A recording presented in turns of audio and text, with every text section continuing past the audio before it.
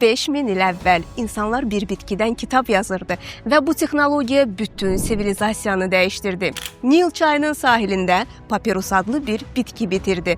Misirlilərin əlində bu sadə bitki tarix yazan bir materiala çevrildi. Bitkinin gövdəsini kəsib nazik zolaqlara ayırırdılar. Bu zolaqları çarpaz şəkildə düzür, sonra döyəcləyib sıxırdılar. Bitkinin öz şirəsi heç bir əlavə yapışdırıcı olmadan zolaqları bir-birinə yapışdırırdı. Günəşdə quruduqdan sonra möhkəm və hamar bir vərəq alınırdı. Misirlilərin icad etdiyi bu üsulla fironların qanunları, həkimlərin reseptləri və şairlərin əsərləri yazılıb qorunurdu. Papirus o qədər dəyərli idi ki, bəzən valyuta kimi də istifadə edilirdi. Yunanlar, Romalılar və ilk xristianlar öz müqəddəs mətnlərini məhz papirusa yazırdılar. Və bugün istifadə etdiyimiz paper, yəni kağız sözü də məhz papirus sözündən yaranıb. Tarix bəzən daşa yox, bir bitkinin liflərində yazılır.